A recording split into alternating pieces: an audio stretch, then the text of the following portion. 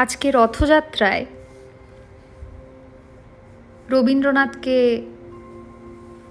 স্মরণ করে রবীন্দ্রনাথের লিপিকা কাব্যগ্রন্থের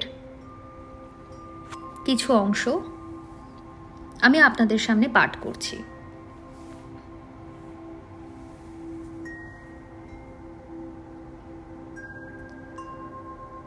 রথযাত্রার দিন কাছে,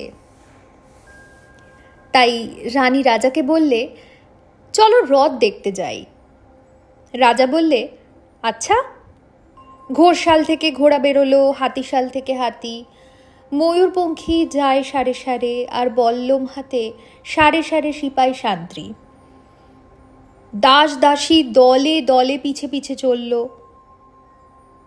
কেবল বাকি রইল একজন। রাজবাড়ির ঝাঁটার কাঠি কুড়িয়ে আনা তার কাজ। সর্দার এসে দয়া করে বললে, ওরে তুই যাবি তো, আয়। সে হাত জোর করে বললে, আমার যাওয়া ঘটবে না। রাজার কানে কথা উঠল, সবাই সঙ্গে যায়, কেবল সেই দুঃখীটা যায় না। রাজা দয়া করে মন্ত্রীকে বললে, ওকেও ডেকে নিও। রাস্তার ধারে তার বাড়ি।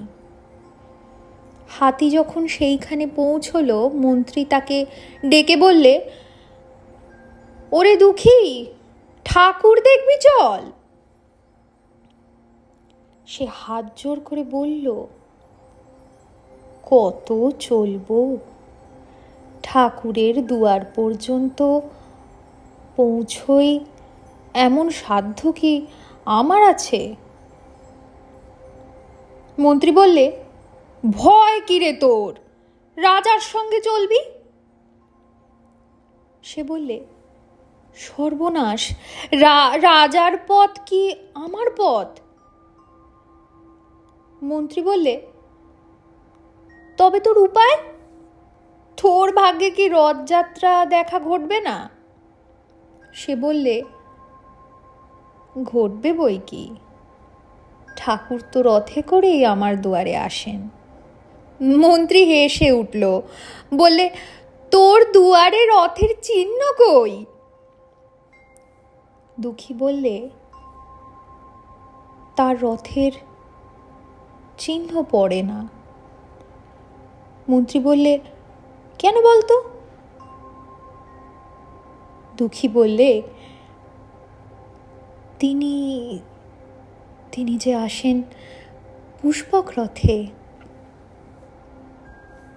মন্ত্রী বললে, কই রে সেই রথ? দুঃখী দেখিয়ে দিলে, তার দুয়ারের দুই পাশে দুটি সূর্যমুখী ফুটে আছে। আহা, কি অদ্ভুত প্রকৃতি চেতনার সাথে আধ্যাত্ম চেতনার মেলবন্ধন ঘটিয়েছেন রবীন্দ্রনাথ। সকলকে শুভ রথযাত্রার আবার প্রীতি শুভেচ্ছা জানিয়ে এখানে শেষ করছি। সকলে ভালো থাকবেন। নমস্কার।